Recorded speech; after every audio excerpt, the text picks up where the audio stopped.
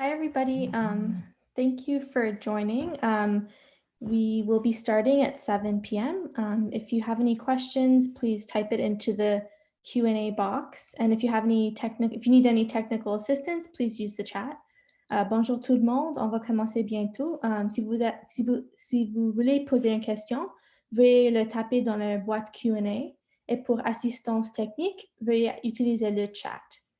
Merci.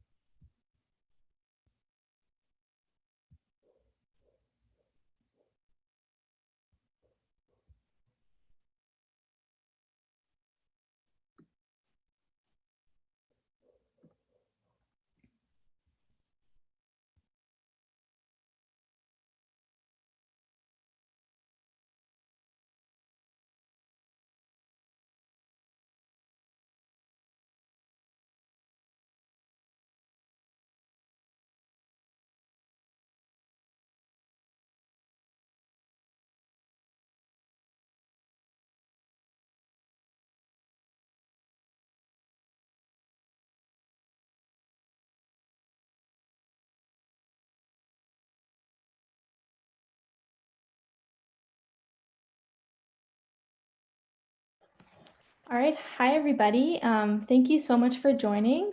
This is our first day of Cultivating Change. Tonight, we're going to be airing a special screening of Red Chef Revival. My name is Aviva Lassard, and I'm a communications officer at Food Secure Canada. I'm speaking to you from the traditional territory of the Kanien'kehá:ka people in Tiohtià:ke, known today as Montreal. And I encourage everybody to think about where they're located and to think about the people who have cared for the land you're on. If you don't know the history of the place you're in, I encourage you to use the app Native Land, which is a really helpful tool where you can input your location and it tells you the names of the Indigenous nations. It also gives you an understanding of overlapping territories and a different concession of borders.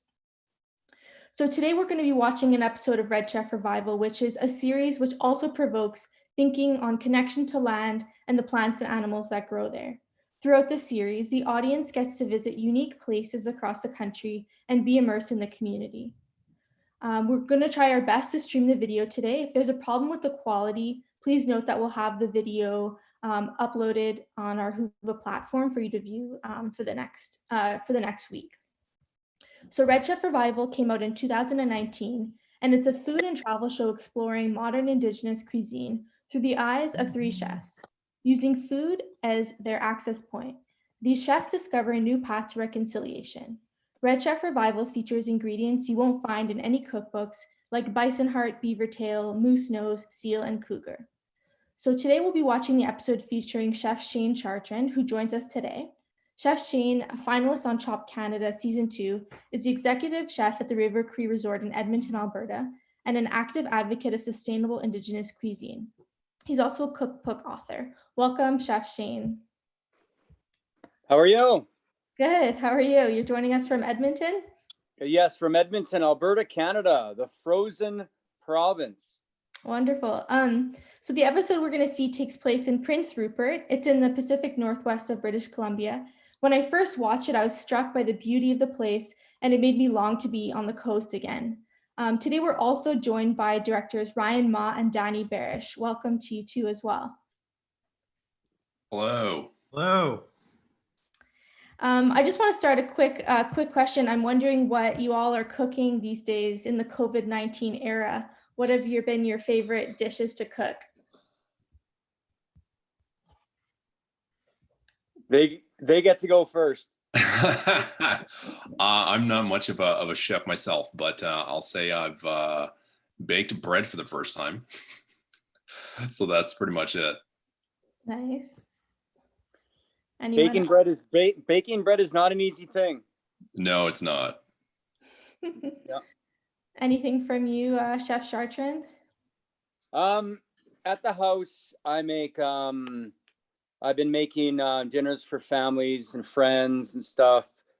Doing really fine dine stuff to very simple spaghetti and meatballs, to soups. You know, I'm all over the place. Like you can ask Ryan and Danny what I'm like. I don't just focus on a specific type of food. Or when I go to the store to buy food, it's whatever I see that inspires me for whatever reason. Now, this is the thing. In my fridge, I got a bunch of pomegranates sitting there. You know what I mean? Like I just, I like pomegranate juice. I like the seeds. I like them on salad. I don't know. I'm just cooking whatever. Sweet. Okay, so we'll watch the first 3/4 of the episode together. Then we're going to reconvene for a question and answer period with Shane Chartrand, Ryan Mott, and Danny Barish. So please put your questions in the Q&A box, and we'll try to get to as many as possible. We'll then finish the screening at the end of the episode, and you'll get to see the beautiful final meal that Chef Chartrand puts together.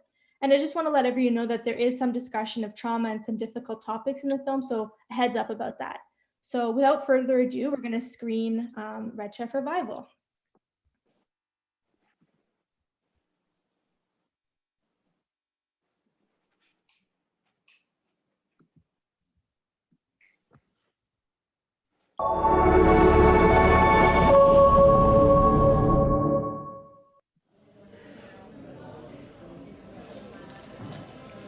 I used to work at a restaurant on the west end of the city of Edmonton, and this Indigenous guy came in and asked about me. And it's a very silly thing for me to go and talk to a perfect stranger. I started talking to this guy, and he said, listen, I know you don't know me. I'm from the Enoch Cree Nation, and you are my cousin. You are my first cousin. Your name is Shane St. John Gordon, and you're from the Enoch tribe. You're from the Gordon clan, and they've been waiting for you. Your brother thinks you're actually not even a real person. You're a ghost, just a myth. I was adopted when I was 7 years old. I've been thinking about my family since I was 7 and wondering what my family would look like. And this guy just tells me he's my cousin.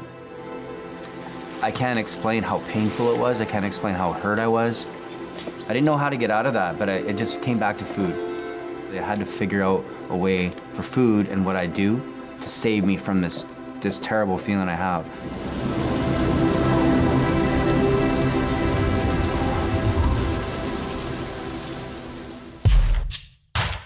The Aboriginal food that people have come to know was never us.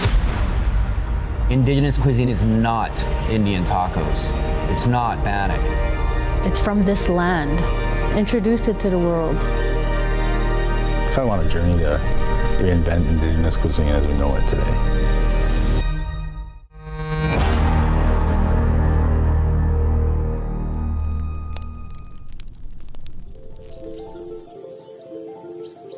I don't think about food just for a few hours a day. I think about food all day long. My childhood was not about Indigenous ingredients ever. It was about my Métis family because I was adopted. One day we'd have salmon, next day we'd have tea and toast. I didn't know where I was from. I didn't have an identity. I knew it's First Nations, Indigenous. What difference does that make if I don't know where I'm from? I can't celebrate every single nation across this country. When I found out I was from the nation I'm from, the Enoch Nation at 29, then it was catch-up time. I decided then I want to focus on not just my own nation, but other nations, because it sat there lost for so long. I got dishes called war paint. I got dishes called In the Spirit of the Haida Gwaii, sharp bones, flowers, soft fish, grilled steaks, right? And all that stuff provokes emotion. That's what makes food who I am, and that's what makes me live my life happily.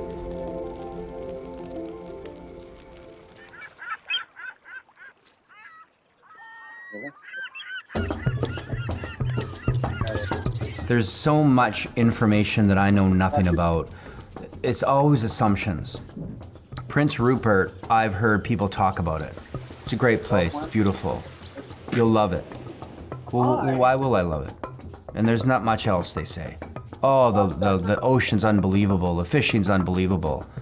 If there was a story that they did, then they would talk about it more. Seal hunting, going on a canoe trip, spending time with the elders, talking about what they know. Who's the rock stars? How's the community? What's their food stories? Something that I can share and will share with people that are facts, not just assumptions.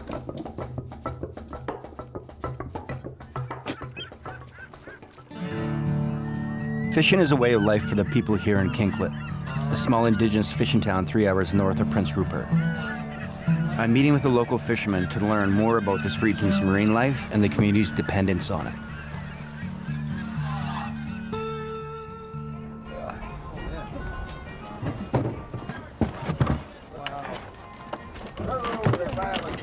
The violent sea. The violent sea. One of the younger fishermen found a sea lion skull on a nearby island. Sea lion meat is a valued food source amongst the indigenous people of the Nisga'a Nation in Kinklet. They will cut it up and put it on the back of a pickup and drive around the village. Everyone will come out with a tub or a tote, and they'll take 50, 60 pounds. You'll find the people here are very giving. Yeah. And you have to be in this kind of a society. And I think that is a dying way in the world. I guess we got to take these and cook them now. I've been invited over by an elder named Winnie, who will be showing me how to prepare a traditional seal dinner. It's a whole seal, but mind you, it's not a large seal. It's actually a smaller one, but they're more tender and they're better. It's like a difference between a young chicken and an old rooster. Seal meat's always been a part of the Nisga'a food culture. It's sustainable, it's legal, and very much part of their traditional diet. It's no stranger than going to your local grocery store and picking up chicken. Okay, Mom, there you go. Winnie is an elder, a knowledge keeper, and a firecracker. She's lived here her whole life, raising an entire generation of fishermen. Fishermen don't make money. This is funny. They make babies. Yeah. You got to keep that on. Yeah, that's right. Yeah. Gotta keep that on. Have you gone out and watched them get a seal yourself? All my life, yes. I was married to a hunter and a fisherman. Oh, amazing. What was his name? Stephen. Steven. Just want me to cut right through that? Yes, it's like pork. Okay. If you're having pork for Thanksgiving, you just do what you normally do. So you're just taking it off individually like so, Yes. correct? Okay, that sounds Perfect, good. yes.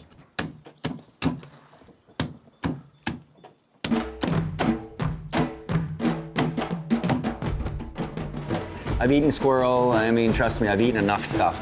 And I won't even get into the crazy stuff I've eaten. Fish semen. This fat certainly has a very special color to it, that's for sure. We won't eat seal without the fat. Right. Everything is eaten. Yeah, very interesting. Every part of this animal is used, even the fat. Is it better to turn a blind eye to the way food is really processed, or to see it firsthand being butchered? Is this not a more authentic relationship with our food? Before I left, everyone was like, that's the craziest thing ever. That's including fishermen. How can you think that the indigenous people here are just sitting there clubbing seals? Oh, But that is what people think. Do you remember approximately the first time you ever ate seal? Probably when I was a little girl. Yeah, interesting. It's just a normal thing here. Seal meat. It's good. It's tasty. I think it's cool. Hopefully I'm doing this right. Yeah, you are.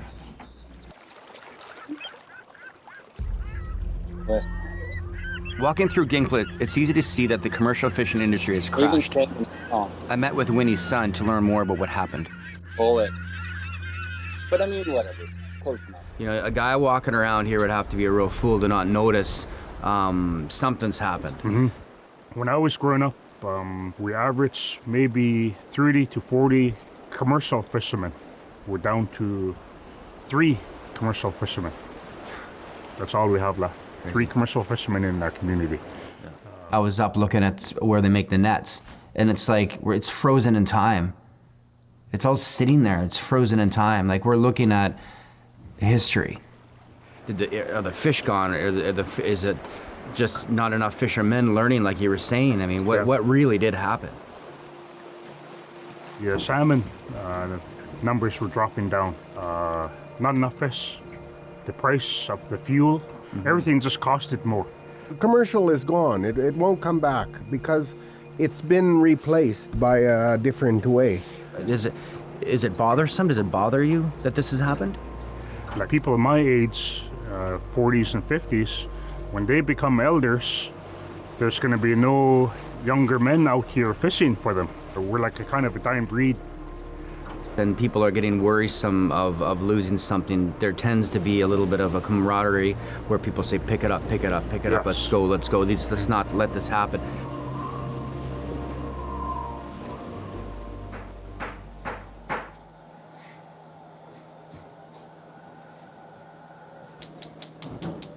Okay, you need some more water? Yes, in this one, half. Okay, just half this? Half of that. Okay. Yes. Mm-hmm. It's good. It's really nice. It reminds you of my grandmother's cooking. Where did you get this recipe from? From my mom. Anything that we do is handed down from my parents. When they're teaching you something, you always got to get it right. What happens when my arms gets tired? I take over. We're not taught to do things like this in culinary school, right? So, this is literally seal meat and vegetables that's been cooked in water. It means something, and so this is going to be my biggest take home is this broth for sure.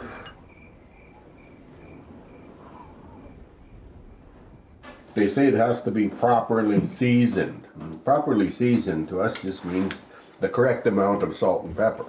Right. It's funny you say that because my tribe does not like spice. They don't like heat. They only like salt. They don't even like pepper. You get soup that's literally had salt, pepper, carrots, celery, and onion. That's it. That is an indigenous dinner. And that's not an Indian taco with sour cream, lettuce, tomato. That is part of our culture. But we got to go deeper. Way, way, way, way deeper. Cree cookbook is a very small book. It just says boil it. From the young age of adoption, when I was 7 to 29 years old, all those years I couldn't celebrate my nation because I didn't know what to celebrate. The biggest thing that I was interested in was Japanese culture, Japanese food, because spirituality, cleanliness, beauty, that has to resonate with the indigenous people somehow. So that's where I started because I just felt safe there. I have this tattoo on my arm that's all Asian inspired, food inspired, to celebrate who I am and where it started. And let me never forget that. A tattoo is a lifelong symbol of an experience, idea, or place of significance. It's always been a way for me to connect with my identity. I'm here in Prince Rupert. Nikita is going to give me a traditional hand poke tattoo, one of the oldest and most painful forms of tattooing.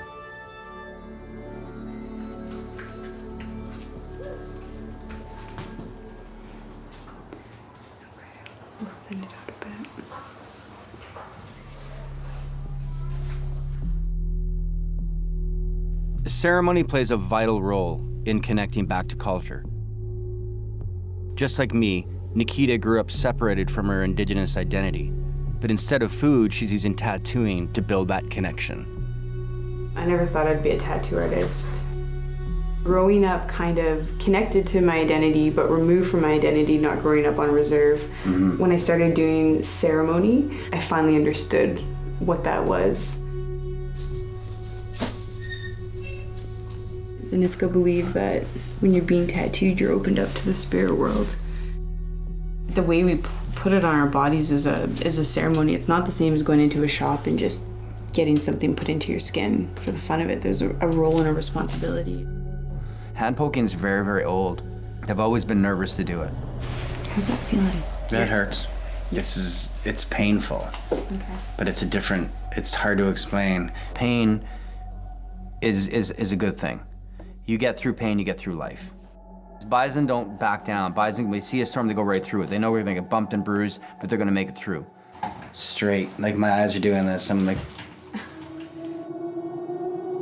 When I was 29, I met my biological family for the first time.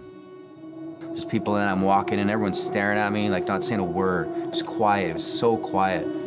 My only aunt that's alive, she sat there and said, you know, I hate to say this, but your mom overdosed on drugs and your dad got shot to death.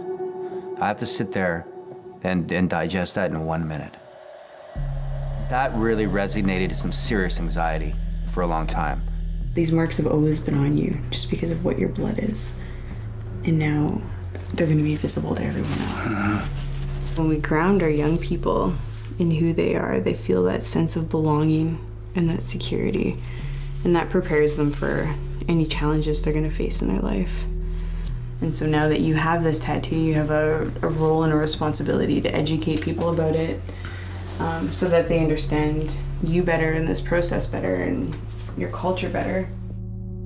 This tattoo represents the spirit of Nikita, her people, my people, and the moment that we met. And that means something.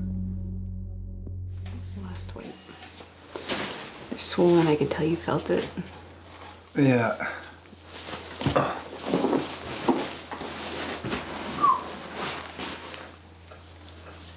Yeah. Amazing. Holy cow, that's crazy.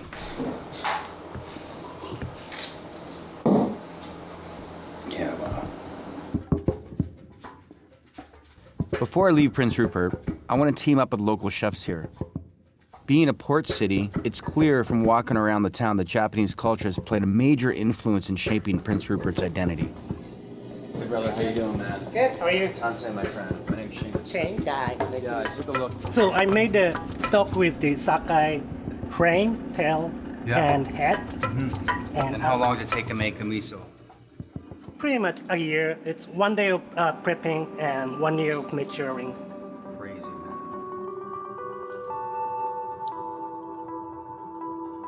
It's amazing.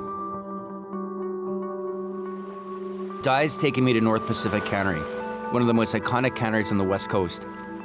Like freshwater meeting the ocean, it was here that the Asian and indigenous cultures first came together. This is North Pacific Cannery in Port Edward. It used to be... Wow, look at this, man.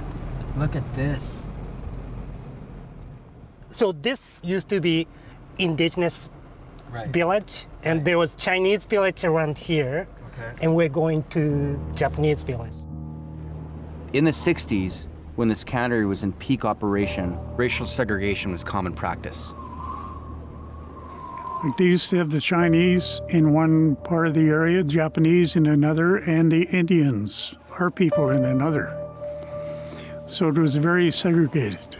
They had washrooms that were there only for white men. The Indians had to go outside over the edge. You know, you got used to things like that. I knew nothing about this. Sitting in this cannery right now, I had no clue this was even going on. I didn't know it was a thing. Like a lot of the machinery that's in this museum now, I ran. It's called an iron butcher now, but it used to be called an iron chink, because what it did was it took the place of the Chinaman. And that wasn't changed until the late 60s. This is Charles' son. He grew up working in the cannery and experienced the mixing of Chinese, Japanese, and indigenous cultures on a daily basis. I heard someone tell me today that indigenous people here believe that chow mein is an indigenous dish. Where I'm from, that would never fly. Cockle chow mein bun. You know, like food was a big thing. With the Chinese, you had the chow mein, and with the Japanese, you had the noodle, and with the Indians, you had the fish. And everybody enjoyed it all together. Haida-Nation cooking and my Japanese cooking, and there's so many things in common. Raw fish, highest quality, shaved on a plate. You know, you can feel the spirituality in Japanese food. Japanese culture made me remember what Aboriginal culture and the belief system is supposed to be. People outside of Prince Rupert will never understand a chow mein bun. You never will. It's something native to Prince Rupert. It was adopted in the Cannery Row, and it just became what it is today. I actually make one here every now and then too, and we sell out right away. It's funny. Prince Rupert it's its own entity. Like, it's just Prince Rupert.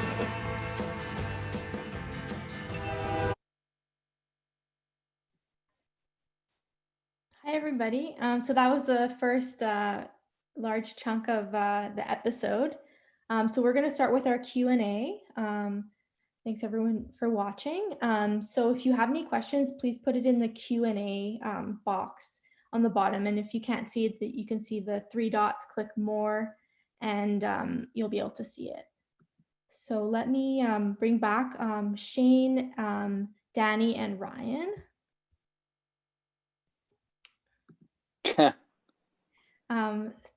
Awesome. So thanks for watching, everyone. So I'm going to start with a quick question for you, Shane. Tell me a little bit about the experience of filming Red Chef Revival. What was it like for you? Yeah, tell me a little bit about that. So the thing is, Red Chef Revival is a very unique, it's a very unique show because I've been on lots of shows. I'm still doing a lot with Food Network and all this kind of stuff, but Red Chef Revival is a little different because we're talking about 2 people, like I said, who are not Indigenous and are trying to figure it out. And that's what I'm saying. That's why the documentary is so successful, is because Ryan and Danny are asking the right questions. They're getting the information bundles out of me without forcing it on me. You know, and they pick the right people. They, the experience was amazing. I mean, going to Prince Rupert was nothing like I thought. Going to King Collet was nothing like I thought. I think Ryan and Danny can comment on this. I don't even think there was a store there. Like, we were in the middle of nowhere. Yeah. Feel free to chime in. What's up? Ryan and Danny, what was it like there for you two? Yeah, I mean, Prince Rupert is definitely beautiful pockets in there, and we visited a fishing village just maybe an hour and a half called Ginkolith, and it's just this it's a very secluded Indigenous fishing village that probably had a road built, a road connecting I guess the main road probably 20 years ago, so it wasn't accessible for a really long time, and it was just gorgeous. But yeah, we stayed with Winnie, who you saw in the episode, who runs basically the only I guess I mean, there's no hotels, so there's only accommodations there, so we shot and stayed with her there, but it was unbelievable, and we got to try that traditional Indigenous seal stew. How great is Winnie, by the way? I mean, just like, I haven't seen that episode in a long time, but just seeing her, like, you know, when we kind of create these episodes, we have all the building blocks, like we know who we're going to be interviewing and where we're going, but you don't know until you're actually there, boots on the ground, and you see this little woman, Winnie, chopping up this seal on little, you know, in the middle back kitchen, and it was just one of those crazy experiences that we'll never forget. Mm-hmm. What was the collaboration like between you, Ryan, and Danny, and with the chef Shane Chartrand? What was that like? What was that relationship like? You know, Shane's kind of like talked a lot about this, but it really is a collaboration on set. We're all kind of directing, and we're all trying to kind of shape the story as we go. We're very organic. Like I said, we have all the ingredients there, but once you're there, you kind of see the story kind of unfold. And for us, it's all about not being able to tell the story that we think we should tell. It's all about sharing the story that the people in front of the lens want to share with us. You know, these are very, very deeply personal stories that Shane kind of just, you know, he opened up, and, you know, that takes some vulnerability and some trust. And so, you know, I think trust is a huge thing that we all had on set. We all knew that, you know, where our strengths and weaknesses are. And, you know, we just, you know, it's one of those things where you're cooking and you have all the ingredients, but like sometimes there's just a little bit of magic that happens. And I think we were lucky to have that. Did you have anything to add on that line, Shane? For me, the one thing that I found that was insane is just because I'm Indigenous doesn't mean I live this hyper pro Indigenous world. Okay, because like like I was telling somebody else recently, I got more non-Indigenous friends that are Indigenous. So I thought it was incredible. I thought Ryan and Danny, I don't understand how they figured out the areas and finding out where King Cole, I've never even heard of it before. And now I got some friends from there though, but they never talked about it, and then they never explained what it was like to be there or nothing. This is the one thing that I would say the biggest memory I have is the fact that you can't find people that you can work with honestly without getting into a single argument. Now, this is something I thought about. I didn't tell this to Ryan and Dan, and I know they're listening, but we never disagreed in anything. Same as my writer for my cookbook, Wow. Me and Jen never got in an argument about anything. And that says something, because you've got to pay attention to everybody's strengths. Ryan and Danny do something I don't do. I don't even know how. I mean, the drones and the photography and watching them work together. Like, I mean, it's crazy because I know what I'm like. I get temperamental. I have to walk away for a bit. I'm a chef. What can I tell you? And I never saw a team like that in my life. And then furthermore, to arrange for us to cook a whole seal, that's crazy. That's crazy planning. So yeah, kudos to them. And team effort. What was that seal stew like? Oh, seal stew was good. Yeah, I've had it before. I've had a raw seal. I've had barbecued seal stew, obviously, on the documentary. I like seal. I think the one thing that I'm going to tell you right now, like you saw in the documentary, the two things that I've eaten in my life that I do not like is whale semen. And the second thing I just recently found out I don't like is sea lion. Wouldn't you think that sea lion would taste very similar to seal? It does not. Oh. Too big. So what, we have a question from the audience for Ryan and Danny. What was the seed for this series? Did you approach or cast chefs after the concept was developed, or how did that idea come about?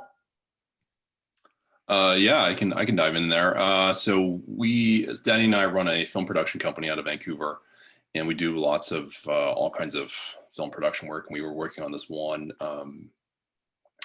video series for Indigenous Tourism BC.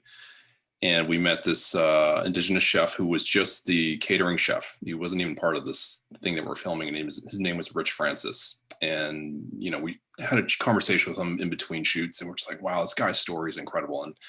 And we learned about Indigenous cuisine, which, you know, this was like 3 years ago. And we had, you know, it was just kind of a new concept for us. And so we're like, oh, there was something here, you know. So we started to develop the idea, and we developed it for about a year, try to find funding. And luckily we found funding out here in BC from the platform Storyhive.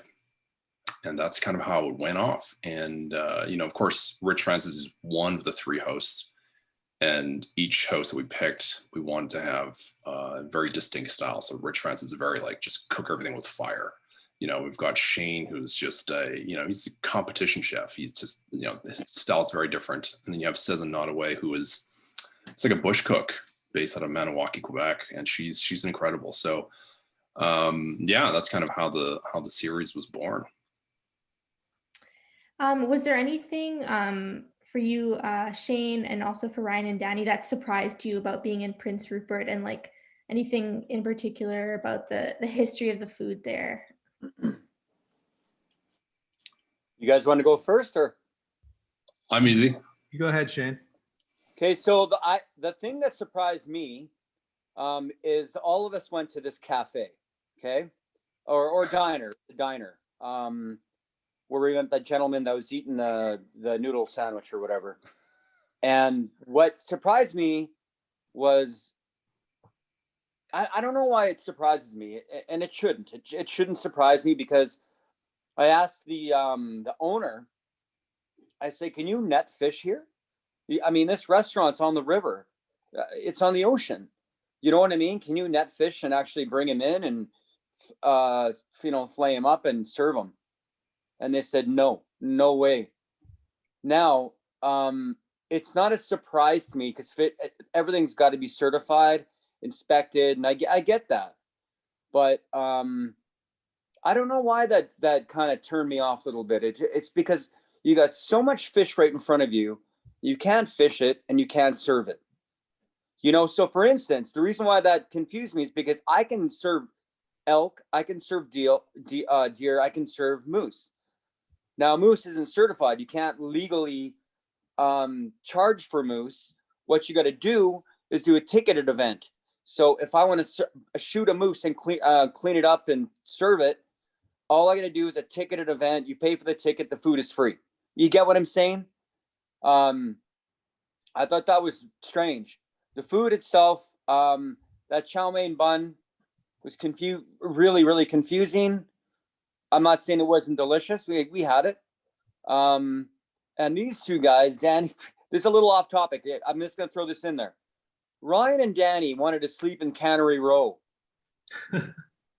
I was like, we're going to have so many bad spirits in the morning around our brains.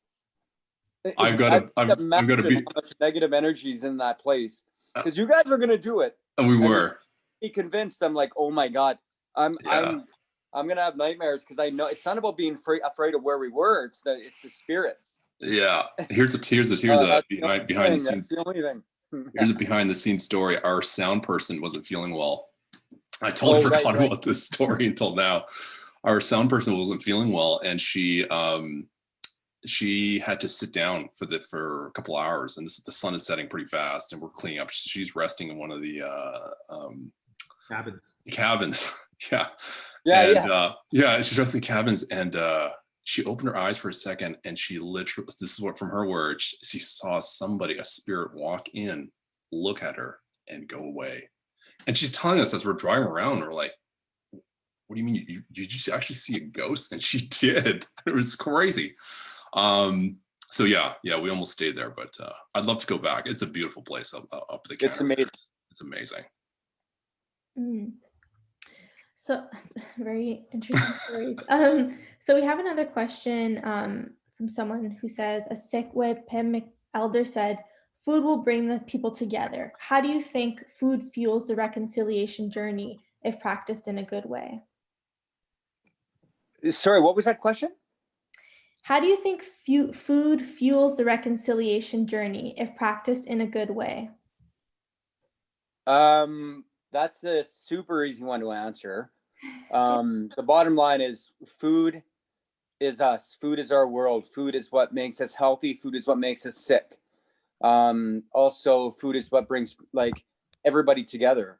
Reconciliation has nothing to do with it. Truth and reconciliation, the food world, food sovereignty and food growth are two totally different things. But when you're talking about reconciliation and food, I would say the best part of that is just literally bringing families together. Also, you got to keep in mind too, all the Nietzsche's, all the Munyaos, all the non-Indigenous people, we all get along through food. Reconciliation is an easy way to break down those barriers through food because everybody loves food.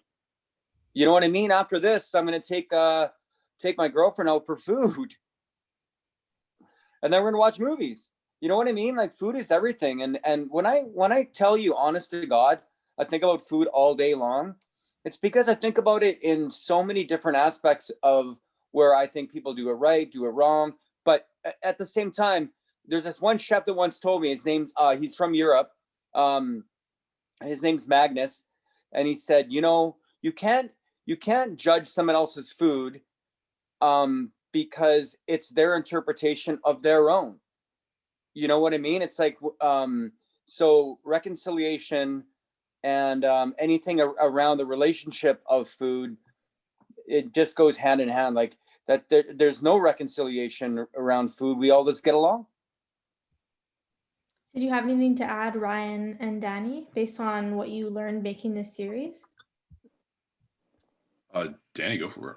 I think if nothing more, food is an access point for conversation. And I think that's the success or failure of the show was based off of whether or not we could get together and have conversations just like this.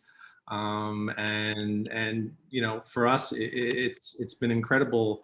It's been a journey for us, and you know, I'm just so happy to be a part of it.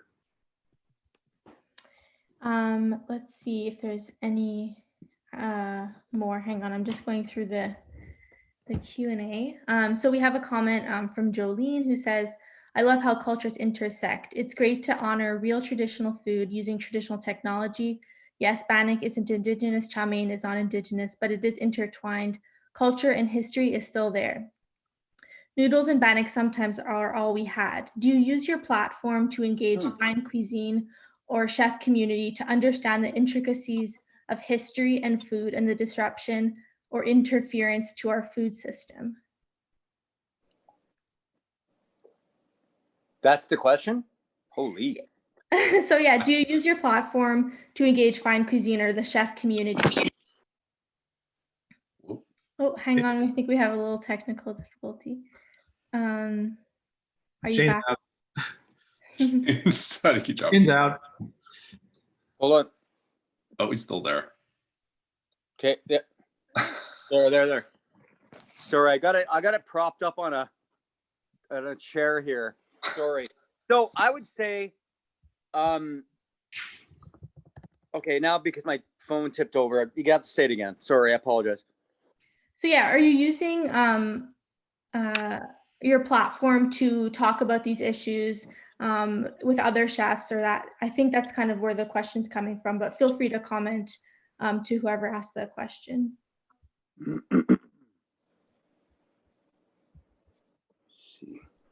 Is that a bit more clear? No, just because I forget the first part now. So okay. the question's about what again? Are you using like, the platform you have, like from, I think I'm trying to understand this correctly as well, but have you been able to have conversations in the chef community about this kind of stuff? Oh, okay. Yes, I have. The thing about the thing about Indigenous food right now is it's becoming very popular. People are liking it more and more than ever. Chefs, I notice now, I'm not sure what it's like in your city or in Vancouver. Well, Vancouver, I know well enough. But I mean, you're starting to see pemmican showing up menus, Bannock showing up more than ever. You know, Bannock 3 ways. And let me reiterate, it's not that I have a problem with that. I like it. I enjoy that people are trying to understand Indigenous people now more than ever in their food, because how long have we been, you know, sitting here? When I was a kid, I'm going to tell you honestly, this is going to cause a bit of controversy on this right now. I was embarrassed to be Indigenous when I was a kid. I never admitted it. I couldn't, because no one liked us. We were made fun of, we were beat up, it was racist, but beyond belief. Still out there now, but it's different. So it was nice when I got into my early 20s, I was able to start wrapping my culture around the food I do now. Because my book is called Tawal. I think it's the biggest Canadian Indigenous cookbook out there. I'm not trying to sell this. It's $29.95 at I'm kidding.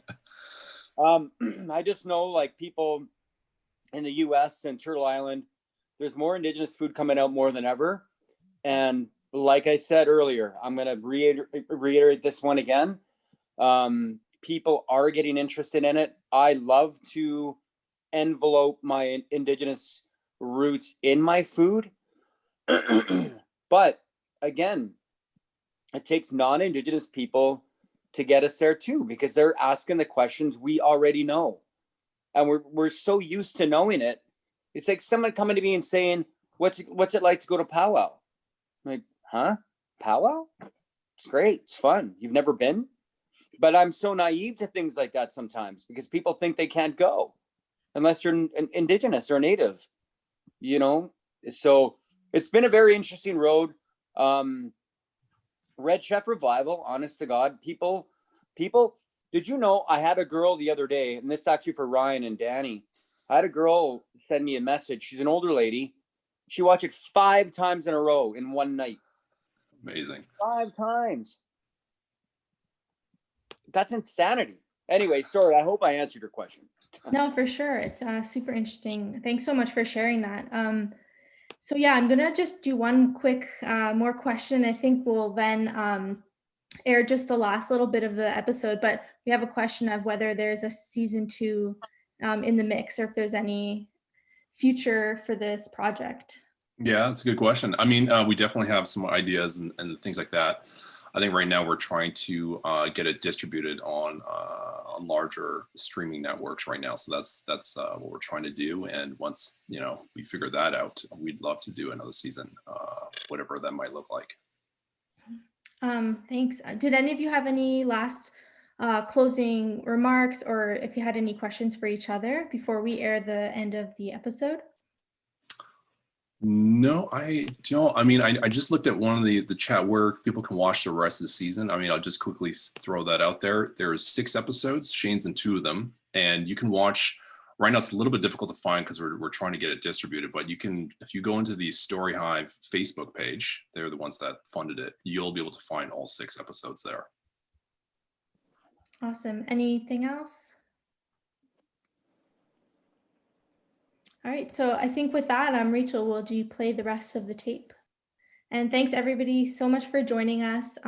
Keep posted for the rest of Cultivating Change. We'll be having tons of more sessions and panels all the way up until November 18th. So follow us on Facebook, Twitter, and through all those channels, and stay up to date with Cultivating Change. Thank you, everybody.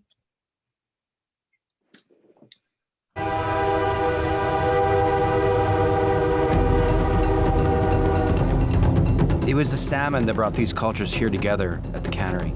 And today, we're paying tribute to what was once the lifeblood of this region. I'm teaming up with local chefs Carl and Di to create a taster's menu for tonight's dinner. I had an idea what I was gonna do, but it's not fun to just think of something until you get to where you are.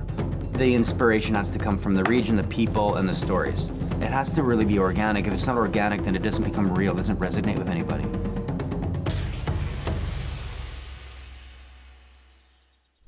ويتخات كاتكم لقواري تم الخق لخ بواخ شمتاخ كن لقواري نكونورم هاكشك مثل قالة وندك تكوكتونك. In celebration to this terroir and the things I've heard and the touchstones of information that everyone has given me in the past 3 days, it was extremely hard for me to explain to you. This minute will never happen again. We're not all going to sit around this table again saying the same thing or eating the same food or having the same stories. So that's ceremony to me, ceremony to you. We are starting to come together all over the coast. I'd like to thank you, sir, for the wonderful gift. Yeah, thank you very much. Thank you. Thank you, Chief. Yes, we all connect with food. Yes, we can all sit around a dinner table and eat food and have a good time. But we got to go further. We all need to remember how holistic food is. And it's medicine, it's us, it's who we are, it's what we make it. It's decisions that we choose. And the times of listening need to come back more often. In our culture, when we go to different communities to feast, we taste that community's way of preparing food. Japanese culture is all about sharing, so I hope you don't mind sharing sushi platter and fish cake. This is my interpretation of like a Chinese fusion, a seaweed and soy fried rice. It's identity. Our generation is reconnecting back to our identity. The indigenous culture and the history and the truth and reconciliation, all this stuff matters, but it'll always circulate around food. I think now is the time. Talk about your family. Talk about what you did. Talk about food more often now. I implore it more than ever. Some people believe that chow mein is an indigenous dish. And someone said no, someone said yes, someone said no, but no one explained to me why, right? It's because we're a giving nation. We don't just think of ourselves. If you're respectful, if you're mindful, this community is incredible. I don't have to go to Asia to find something exciting. It happens right here in our own country. And my family and my friends and the community is exactly what makes me happy to do cooking. And it is in my soul, it'll never go away. stories will never go away, and every time I cook a dish, it's just gonna be another story for somebody else to enjoy.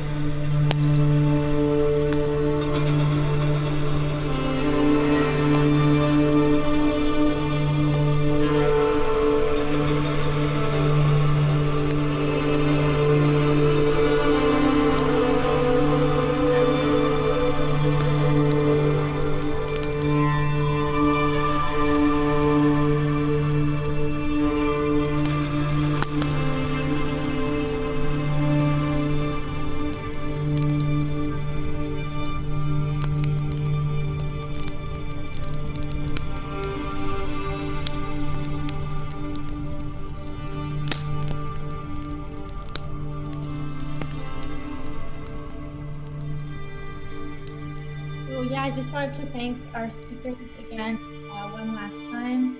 Thank you so much, Danny, Shane, and Ryan. Thank you so much for your time and for your vulnerability. Yeah, have a really wonderful night, everybody. Thank you for having us. Bye.